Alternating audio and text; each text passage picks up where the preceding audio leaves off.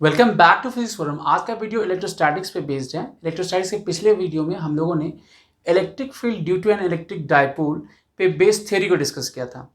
आज के वीडियो में हम लोग electric field due to an electric dipole पे बेस्ड प्रॉब्लम को डिस्कस करेंगे। तो आज के वीडियो के लिए मैंने 5 डिफरेंट टाइप्स ऑफ प्रॉब्लम्स को पिक किया इस कॉन्सेप्ट को एक्सप्लेन करने के लिए। तो इस कॉन्सेप्ट को समझने के लिए वीडियो को एंड तक देखिएगा। But before I start, don't forget to like, share, subscribe to my channel. So with this let's get started. तो हम लोग का जो फर्स्ट प्रॉब्लम है वो कुछ इस तरीके से है।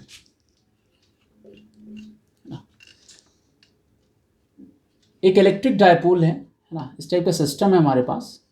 इसके बीच का जो सेपरेशन है वो 12 दिया हुआ है और यहाँ से इसके सेंटर से, डायपोल के सेंटर से,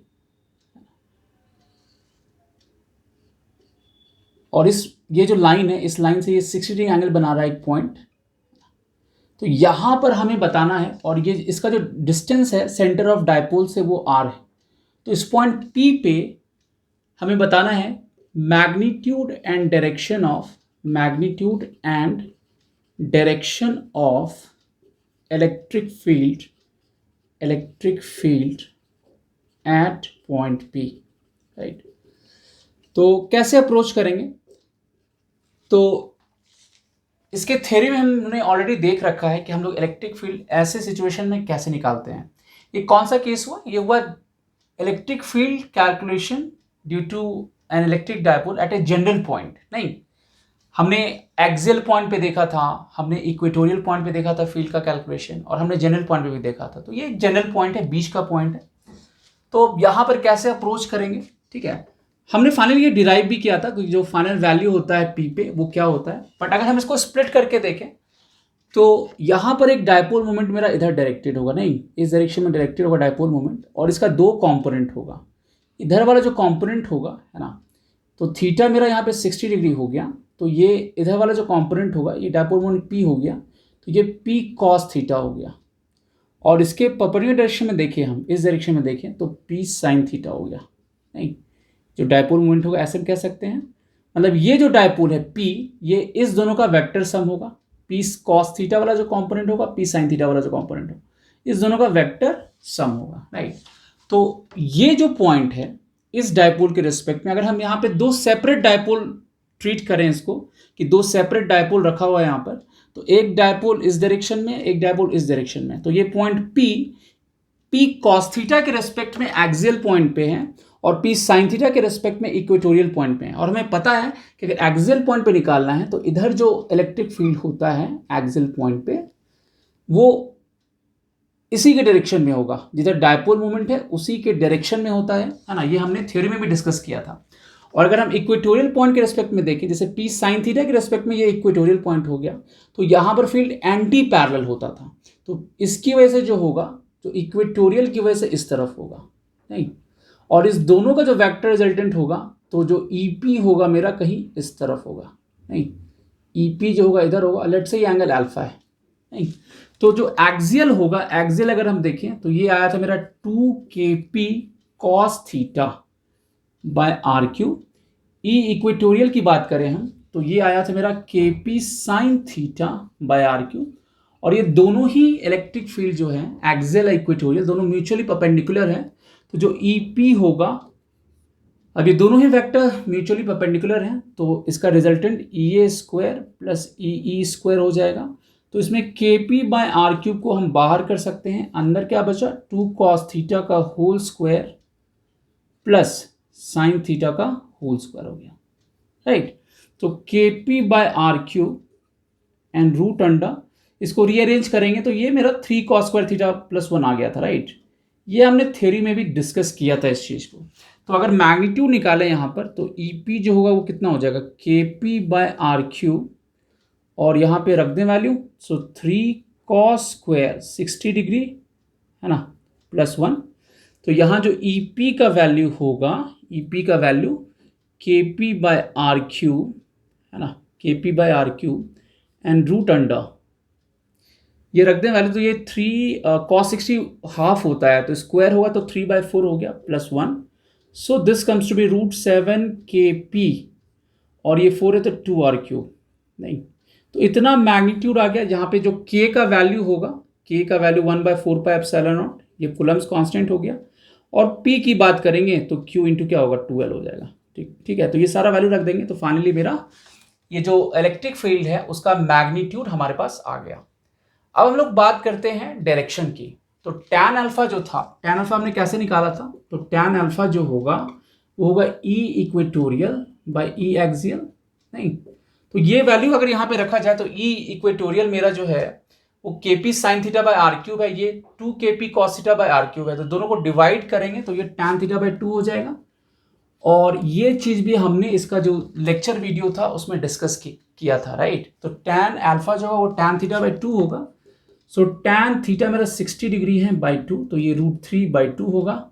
तो जो अल्फा होगा टैन इनवर्स √3/2, है ना, क्योंकि √3/2 कोई स्टैंडर्ड वैल्यू नहीं है। जैसे अगर यहाँ पे √3 होता तो हम लोग 60 डिग्री कह सकते थे, बट यहाँ पे √3/2 है, राइट।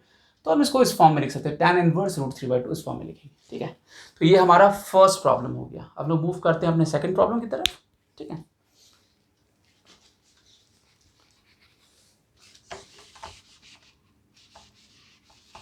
तो हम लोग का जो सेकंड प्रॉब्लम है वो कुछ इस तरीके से है। जो सेकंड प्रॉब्लम है वो कुछ इस तरीके से है। 3 पॉइंट चार्जेस हैं, -2q, +q एंड +q, और ये तीनों ही vertices of an equilateral triangle पे रखा हुआ है, ठीक है। तो ये -2q है, यहाँ पे +q है, +q है। तो हमें इस चार्ज सिस्टम का जो डायपोल मोमेंट होगा, जो नेट डायपोल मोमेंट होगा, उसका मैग्नीट्यूड और डायरेक्शन बताना है क्या होगा, ठीक है। तो हमें क्या बताना है, find magnitude and direction of resultant dipole moment. But सबसे पहली बात ये है कि हम लोग कैसे इसको डायपोल सिस्टम में कन्वर्ट कर सकते हैं। यहाँ तो +q, यहाँ पे -2q है ना, बट हम -2q को ऐसे लिख सकते हैं ना, -q एंड -q। नहीं, तो एक डायपोल सिस्टम यहाँ पे बन गया। नहीं, इसको हम P1 बोलते हैं। हमें पता है जो डायपोल मोमेंट होता है वो नेगेटिव चार्ज से पॉजिटिव चार्ज की तरफ डायरेक्टेड होता है। तो एक डायपोल मोमेंट इधर बन गया, और दूसरा डायपोल मोमेंट जो होगा, है ना, ये इस डायरेक्शन में बन जाएगा। नहीं, तो ये जो P2 होगा इस डायरेक्शन में होगा। नहीं, तो अब सिचुएशन क्या है ना, ऑब्वियसली P1 और P2 दोनों का जो मॉडुलस होगा वो सेम होगा। अगर हम मॉडुलस की बात करें तो Q इंटू ए हो जाएगा। नहीं, यहाँ पे जो सेपरेशन है दोनों के बीच का वो a है, तो Q इंटू ए हो जाएगा, राइट। अब मेरे पास दो वेक्टर है बेसिकली, एक वेक्टर P1 है, एक वेक्टर P2 है, और दोनों का मॉडुलस सेम है। रिजल्टेंट अगर हम देखें तो वेक्टर के प्रॉपर्टी से जो P नेट बोलेंगे या P रिजल्टेंट बोलेंगे, √P1² + P2² + 2P1 P2 cos 60 degree हो जाएगा। इस दोनों वेक्टर के बीच में या इस दोनों डायपोल मोमेंट के बीच का जो एंगल है वो 60 डिग्री है। सो √, है ना, इसको ये जो QA है इसको हम P बोलते हैं, राइट। तो ये लिखेंगे P² + P² + 2P into P cos 60, half हो गया। सो √3P हो जाएगा, राइट। अब ये वैल्यू रख देते हैं यहाँ पे, Q इंटू ए। नहीं, तो ये रिजल्टेंट डायपोल मोमेंट का मैग्नीट्यूड हो गया। अब क्योंकि ये दोनों का मॉडुलस सेम है तो हमें ये रिजल्ट भी पता है, इस दोनों का जो रिजल्टेंट होगा वो इस दोनों के बाइसेक्टरल लाइन के अलॉन्ग डायरेक्टेड होगा। तो ऑब्वियसली जो P नेट आया है मेरा, P नेट, है ना, वो 30 डिग्री के एंगल पे काम करेगा। नहीं, जो रिजल्टेंट डायपोल मोमेंट होगा वो इधर डायरेक्टेड होगा। P नेट जो होगा वो बाइसेक्टरल लाइन के अलॉन्ग होगा, तो बीचों बीच ऐसे क्रॉस करेगा, ठीक है। तो ये मेरा सेकेंड प्रॉब्लम हो गया, ठीक है। अब हम मूव करते हैं अपने थर्ड प्रॉब्लम की तरफ। तो हमारा जो थर्ड प्रॉब्लम है वो कुछ इस तरीके से है।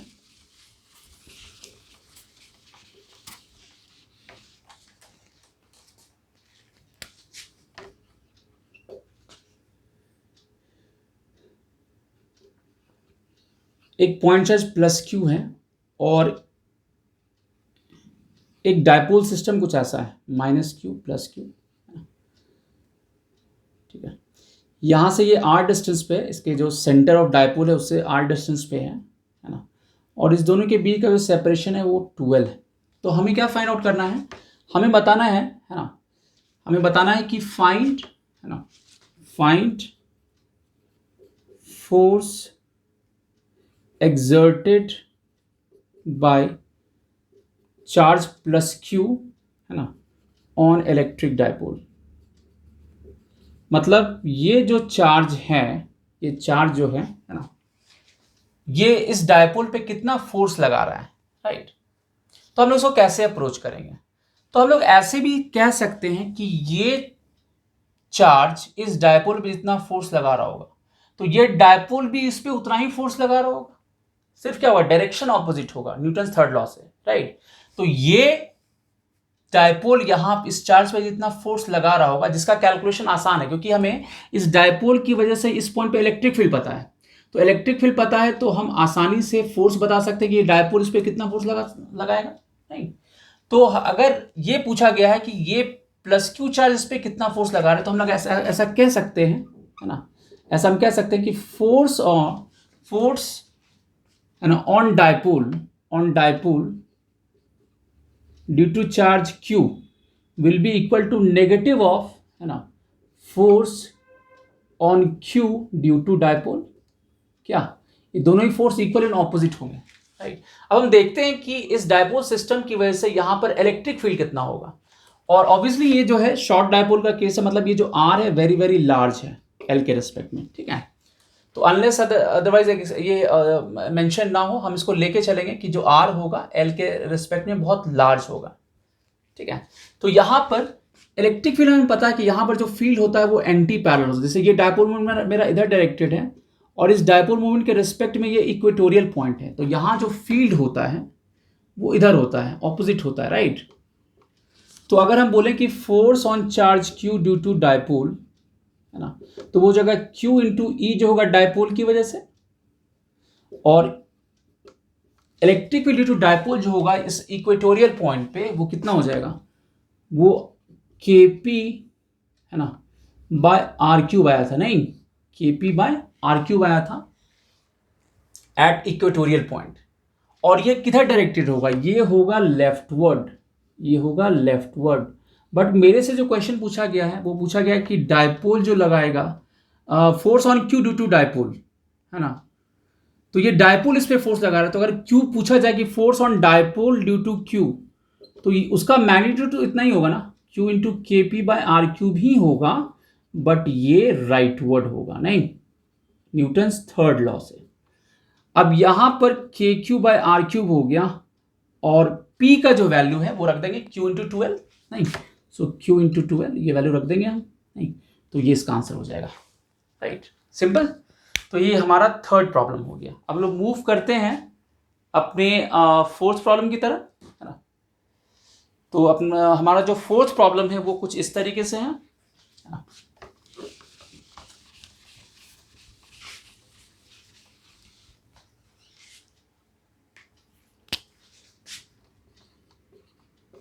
इसमें हमें फाइंड मैग्नीट्यूड, है ना, find magnitude of electric field, find magnitude of electric field due to a dipole moment, due to a dipole moment P is equal to I cap plus J cap, ये value दिया हुआ है vector form में, placed at origin, है ना, eight point P2, 0, मतलब इस dipole movement की वजह से जिसको हमने वेक्टर फॉर्म में लिखा है 2, 0, इस पॉइंट पे हमें बताना है कि इलेक्ट्रिक फील्ड का मैग्नीट्यूड कितना होगा, राइट। और ये सारा वैल्यू हम लोग SI यूनिट में ही लेंगे, जो भी वैल्यू SI यूनिट में होगा। तो इसको कैसे अप्रोच करेंगे, तो सबसे पहले हम लोग क्या करते हैं, इसको पहले हम ड्रॉ कर लेते हैं, नहीं, एक्सेस पे। तो अगर हम बात करें तो मेरा XY एक्सेस ऐसा हो गया, है ना। और अगेन यहाँ पे हम जो डायपोल बात कर रहे हैं, शॉर्ट डायपोल की बात करें, तो हमने जो डेरिवेशन देखा था अपने लेक्चर वीडियो में वो यहाँ एप्लीकेबल होगा, राइट। तो यहाँ पर डायपोल मोमेंट जो है ये आई कैप प्लस जे कैप है, ये वेक्टर फॉर्म में है, तो ऑब्वियसली इसका जो ओरिएंटेशन होगा तो एक्स कॉम्पोनेंट इसका 1 हो गया, आई कैप का जो कॉफिशिएंट है 1 है, और जो y कॉम्पोनेंट है ना, तो p की हम बात करें तो p मेरा क्या हो जाएगा, px I cap and py j cap. Obviously अगर हम ओरिएंटेशन देखें तो py बाय px तो 1/1 है, तो अल्फा मेरा कितना हो जाएगा 45 डिग्री, नहीं, तो मतलब ये जो डायपोल मोमेंट होगा ये कुछ इस तरीके से डायरेक्टेड होगा, नहीं ये ऐसा डायरेक्टेड होगा और ये 45 डिग्री एंगल बना रहा है। और हमें कहाँ पे चाहिए, हमें इस पॉइंट P पे चाहिए 2,0। तो 2,0 ऑब्वियसली ये एक्सिस के अलोंग का पॉइंट है, मतलब इस पॉइंट पे चाहिए। तो हमें पहले रफली पहले इसको ड्रॉ कर लेना है। और अब ऑब्वियसली ये जनरल पॉइंट वाला केस हो गया, तो अब जो डायरेक्ट रिजल्ट है हम उसको यूज कर सकते हैं। तो इस पॉइंट पे जो इलेक्ट्रिक फील्ड का वैल्यू होगा EP जो होगा, ये हमें पता है ये कितना आया था, KP/R³ √3 cos² θ+1 था, राइट। तो ये हम लोग रख देंगे वैल्यू ये। अच्छा, P का जो मॉडुलस होगा यहाँ पर, P का मॉडुलस √, क्या होता है, PX² + PY²। तो यहाँ पे 1² + 1², PX PY दोनों मेरा क्या है, 1 हो गया। I कैप का कॉफिशिएंट 1 है और J कैप का कॉफिशिएंट भी 1 है, तो 1² + 1 क्या होगा, √2 हो गया मेरा, नहीं। तो P का मॉडुलस आ गया। अब ये सारा वैल्यू यहाँ पे रख देना हमें, है ना। R का वैल्यू 2 हो गया, तो K इंटू क्या करेंगे, √2। R का वैल्यू जो है मेरा यहाँ पे कितना है, ये 2 है ना, ये वैल्यू 2 हो गया, ये R का वैल्यू हो गया, तो 2³ हो गया, है ना, 2³। और यहां पे रखें तो 3 cos² 45 डिग्री +1, नहीं। अब इसको हम फर्दर सिंप्लीफाई कर सकते हैं, नहीं। तो EP जो लिखेंगे वो कितना हो जाएगा, वो होगा K√2/8 हो गया, एंड रूट अंडर हम बात करें, सो 3 cos² 45 डिग्री +1, तो √2K/8। और ये cos² 45 की बात करें तो 1/√2 होता है cos 45 का वैल्यू, तो ये हाफ हो जाएगा, राइट। सो 3/2 + 1, तो ये मेरा कितना आ गया। अब यहाँ पर √5/8 आ जाएगा, नहीं ये √2 कैंसिल आउट हो जाएगा। सो √2K/8 इंटू √5/√2, नहीं। तो ये वैल्यू आ गया, ये कैंसिल आउट हो गया। सो √5/8 और K का वैल्यू हमें पता है 9 × 9 होता है, नहीं, इतना न्यूटन पर कूलम हो जाएगा, ठीक है। तो ये तो चलिए कैलकुलेशन वाला पार्ट हो गया, बट अप्रोच करने का जो तरीका होगा ये हमारा ये होगा, राइट। तो ये हमारा 4th प्रॉब्लम हो गया। अब हम लोग मूव करते हैं अपने next problem and last problem की तरफ, अब वो है प्रॉब्लम नंबर 5, ठीक है। तो प्रॉब्लम नंबर 5 कुछ इस तरीके से है।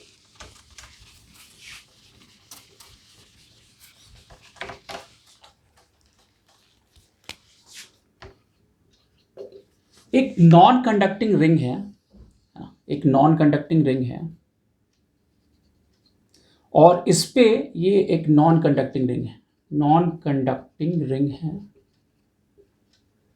जिसका रेडियस R दिया हुआ है ना। और इस पे जो चार्ज डेंसिटी है, जो लीनियर चार्ज डेंसिटी है ना, वो इस एंगल के साथ, ये एंगल बेसिकली ये जो लाइन बन रहा है, ये जो बेस लाइन जो इसके सेंटर से पास करेगा, रिंग के सेंटर से पास करेगा, और ये जो रेडियस है ना, ये जो एंगल बना रहा है, तो उसके साथ ये वैरी कर रहा है। तो लैम्डा का जो वैल्यू है, लीनियर चार्ज डेंसिटी है, वो है lambda into lambda naught cos θ, ठीक है। और ये एक नॉन कंडक्टिंग रिंग है।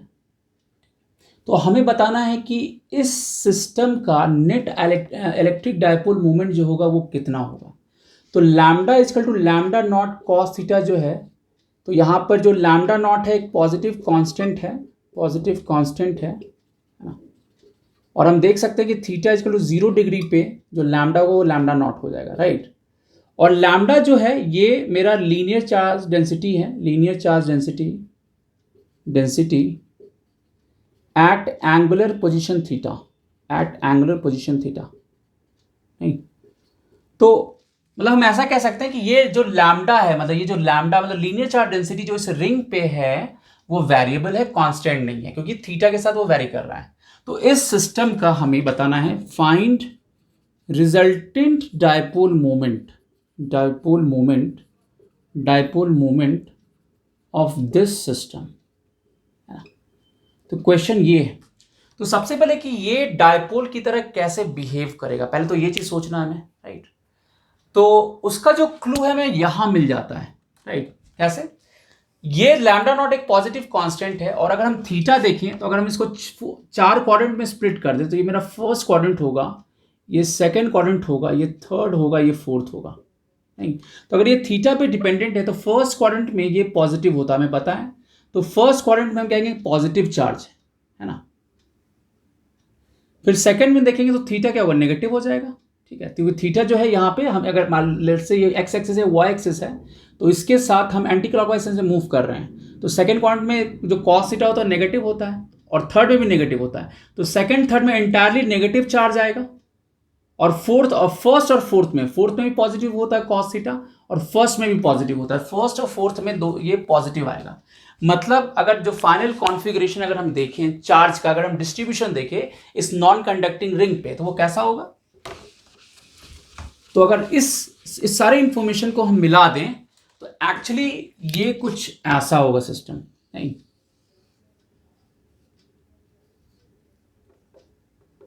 ये सिस्टम जो होगा कुछ ऐसा होगा। यहां इस पे इस तरफ फर्स्ट और फोर्थ में कंप्लीटली पॉजिटिव चार्ज होगा, नहीं, और यहां पे क्या होगा? अगेन ये जो होगा ये पूरा नेगेटिव चार्ज होगा। ठीक है, तो अब एक तरीके से देखा यहाँ पे नेगेटिव चार्ज यहाँ पे पॉजिटिव चार्ज है। तो अगर कोई भी अगर लेट से अगर हम दो पेयर ऑफ चार्ज लें जो यहाँ से थीटा एंगल में लेट से कि एक छोटा सा एक एलिमेंट लेते हैं। एलिमेंट की जरूरत हमें क्यों पड़ेगी? जैसे अगर मान लीजिए यहाँ का हम नेगेटिव चार्ज है, यहाँ का पॉजिटिव चार्ज है, तो एक डायपोल मोमेंट बनाएगा, बट इस दोनों के बीच का जो सेपरेशन है वो यहाँ पर जो होगा और इस जगह जो होगा वो डिफरेंट होगा। मतलब हर एक अगर पेयर देखिए तो ये जो पेयर बन रहा है उसके बीच का जो सेपरेशन है वो कॉन्स्टेंटली चेंज होता रहेगा, राइट। तो हम लोग इसको डायरेक्टली नहीं कह सकते, हमें इंटीग्रेशन को यूज करना पड़ेगा। तो हमने क्या किया, पेयर ऑफ चार्ज लेते हैं। एक यहाँ पे हमने लिया थीटा एंगल पे डी थीटा एंगल जो बना रहा है, और दूसरा इस तरफ लेते हैं, नहीं यहाँ पे हम लोग लेते हैं थीटा एंगल पे ये डी थीटा बना रहा है, राइट। तो ये एक डिफरेंशियल डायपोल मोमेंट, इस दोनों चार्ज के बीच में एक डिफरेंशियल डायपोल मोमेंट जो नेगेटिव से पॉजिटिव डायरेक्टेड होगा, डीपी बोले इसको हम, तो ये आ जाएगा, राइट। अच्छा ये थीटा तो ये भी थीटा हो गया, ये थीटा तो ये भी थीटा हो गया। तो यहां पर अगर हम देखें तो एक डिफरेंशियल डायपोल मोमेंट बनेगा। तो डीपी जो होगा वो कितना हो जाएगा? डीपी होगा डीक्यू। डीक्यू जो चार्ज इस एलिमेंट में है, नहीं ये जो डीक्यू चार्ज इस एलिमेंट में है, यहाँ पे माइनस डीक्यू होगा, यहाँ पे क्या बोलेंगे माइनस डीक्यू, और यहाँ पे क्या बोलेंगे प्लस डीक्यू, जो इस एलिमेंट में डीएल लेंथ में होगा, नहीं। तो इसी दोनों के बीच में ये डायपोल मोमेंट बन रहा है। सो डीक्यू इंटू, अब ये आर है, ये आर कॉस थीटा, तो ये कितना हो जाएगा? 2r कॉस थीटा हो जाएगा, राइट। 2r कॉस थीटा हो गया। अब डीक्यू को क्या लिखेंगे? इसको लिखेंगे लैम्डा जो इस लोकेशन पे होगा, थीटा के लोकेशन पे, इंटू डीएल, नहीं, into 2r cos theta. DL कौन सा लेंथ है? डीएल ये है, ये जो लेंथ है इसको हम डीएल कह रहे हैं, नहीं ये डीएल है मेरा, ये डीएल है। और 2r कॉस थीटा क्या होगा? ये दोनों चार्ज के बीच का सेपरेशन है, तो ये r कॉस थीटा, ये r cos theta, 2r cos theta हो गया, राइट। तो डायपोल मोमेंट का डेफिनेशन तो यही होता है। अब डीएल को क्या लिखेंगे? आर डी थीटा, नहीं डीएल जो हो जाएगा ये आर डी थीटा हो जाएगा ना। थीटा मेरा एल बाय आर होता है, राइट, थीटा मेरा एल बाय आर होता है। तो अगर डिफरेंशियल एंगल लेंगे so DL by r, r तो मेरा कांस्टेंट है, तो डीएल मेरा कितना हो जाएगा? R D theta. तो बेसिकली ये जो डीएल है यहाँ पर ये आर डी, ये डी थीटा बना रहा है, राइट। तो डीएल को हम आर डी थीटा लिख सकते हैं into 2r into cos theta. But again lambda मेरा क्या है? लैम्डा नॉट कॉस थीटा है। सो lambda not cos theta into R D theta into 2r cos theta. अब तरीका क्या है? जितना भी कांस्टेंट पार्ट है उसको एक साथ कर लेते हैं, राइट। सो 2r स्क्वायर लैम्डा नॉट, सो 2r स्क्वायर लैम्डा नॉट एक साथ हो जाएगा, ये और ये बचा cos square theta D theta, नहीं। तो ये डिफरेंशियल डायपोल मोमेंट हमने डिफाइन कर लिया है। अब हमें अगर एंटायर डायपोल मोमेंट निकालना है ना, ऑब्वियसली जो एंटायर डायपोल मोमेंट होगा वो इधर ही डायरेक्टेड होगा, बट अगर हमें मैग्नीट्यूड निकालना है तो कैसे निकालेंगे? इसको इंटीग्रेट करेंगे, तो P जो नेट बोलेंगे वो इसका इंटीग्रेशन हो जाएगा, डीपी का इंटीग्रल हो जाएगा, P नेट जो हम बोलेंगे इस सिस्टम का, और ये होगा 2r square lambda naught cos square theta D theta, right. अच्छा इंटीग्रेशन लिमिट अगर देखें तो यहाँ से स्टार्ट होगा, जितना भी पेयर्स बन रहा है यहाँ से स्टार्ट होगा, ये होगा यहाँ से यहाँ तक जाएगा, राइट। तो थीटा अगर देखें तो इस तरफ अगर हम मूव करेंगे एंटी क्लॉकवाइज सेंस में तो -π/2 हो जाएगा ये वाला, और अगर हम इधर मूव करेंगे ये कितना हो जाएगा? +π/2 हो जाएगा। यहाँ से अगर इधर मूव करें तो +π/2 होगा। तो एलिमेंट बनना यहाँ से शुरू होगा और ये यहाँ तक बनेगा, मतलब -π/2 से +π/2, राइट। सो -π/2 से +π/2, सो P नेट जो होगा वो होगा 2r square lambda naught cos square theta को हम लिख सकते हैं 1 + cos 2 θ/2, नहीं, और डी थीटे का इंटीग्रल हो जाएगा ये -π/2 से +π/2, नहीं। सो 2r स्क्वायर लैम्डा नॉट, और अब इंटीग्रेशन कर देंगे हम लोग। तो इंटीग्रेशन जो होगा इसमें ये 2 भी कैंसिल आउट हो जाएगा, नहीं, तो थोड़ा सा और सिंप्लीफाई हो गया।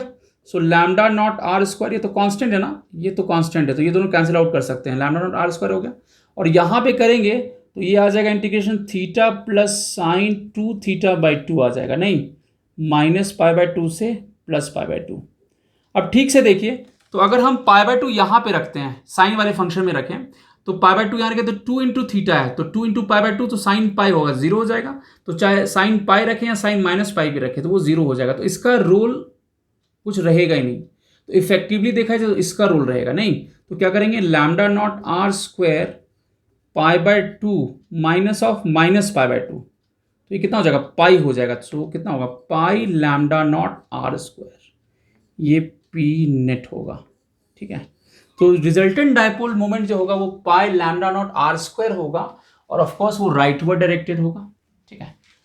तो ये मेरा लास्ट प्रॉब्लम हो गया, ठीक है। तो that's all for this video. Electrostatics के नेक्स्ट वीडियो में हम लोग dipole placed in an external electric field पे बेस्ड थ्योरी को डिस्कस करेंगे। तो मिलते हैं अगले वीडियो में, till then take care, good bye.